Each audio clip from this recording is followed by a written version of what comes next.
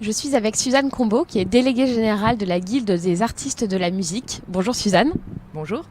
Vous participiez tout à l'heure au déjeuner de la filière musicale organisé par le Prodis. Il a été question des principaux défis rencontrés par la filière musicale aujourd'hui, en ce 21 juin. Il a notamment été question de la prise de risque des artistes qui créent et qui lancent leur carrière. Est-ce que vous pouvez revenir sur cette notion de prise de risque ? En effet, on parle beaucoup de la prise de risque des acteurs économiques qui investissent de l'argent sur un projet et on pense rarement à évoquer la prise de risque d'un créateur qui se lance corps et âme dans une entreprise de création et qui va parfois mettre 5 à 10 années entre la première chanson qu'il écrira à la date de la commercialisation de son premier album. Et pendant ces 5 à 10 années, personne n'intervient pour l'aider, pour le soutenir. Pas puisque les labels signant plus tard mettent de l'argent personnel dans l'enregistrement de leurs maquettes ou l'enregistrement de leurs œuvres. Et tout ça, c'est à prendre en compte aujourd'hui en 2018. C'est un phénomène très important. Quelles pourraient être les solutions ou les mesures quels sont vos combats pour réduire cette prise de risque ? On pense que si on créait un centre national de la musique, ça pourrait tout à fait aider à cet endroit-là. Ça serait l'occasion de revoir un peu le fonctionnement des aides qui sont beaucoup centrées sur la diffusion ou l'émergence aussi, mais quand même beaucoup la diffusion et moins sur la création, pas tant sur le créateur. Le créateur ne perçoit que rarement d'aide directement.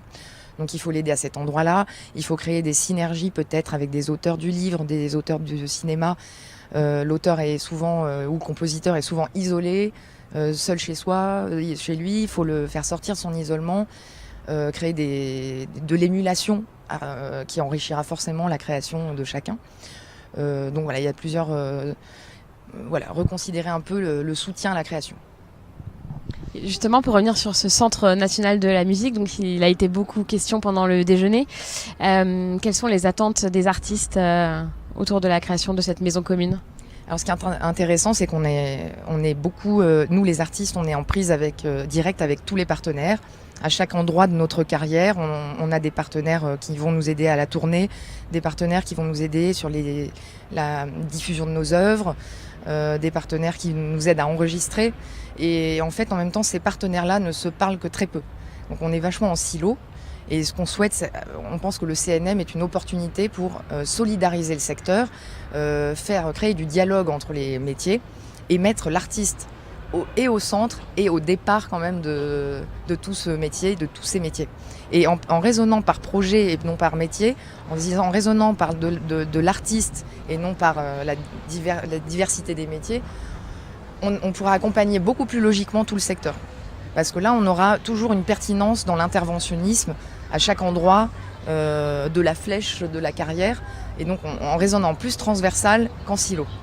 Et aussi, on pense qu'on sera beaucoup plus fort en collectif pour peser dans les débats, pour peser économiquement face à des gros acteurs internationaux qui font un peu la loi. C'est créer des cercles vertueux entre les plus gros acteurs d'entre nous et les plus petits, mais les plus petits contribuent justement au catalogue des plus gros, etc. Il y a beaucoup de vertus, on attend beaucoup de vertus de ce centre national. On attend de la rationalisation des aides, on attend de la mutualisation des moyens et de la pertinence, de l'accompagnement, de la création jusqu'à la diffusion des œuvres. Et surtout, on pense aussi qu'on pourra plus obtenir, peser plus dans les débats, être plus puissant dans nos demandes et nos revendications qui concernent l'ensemble du secteur. J'aimerais revenir sur l'exposition des œuvres. Quels sont les enjeux aujourd'hui pour un artiste qui crée et qui souhaite exposer ses œuvres ?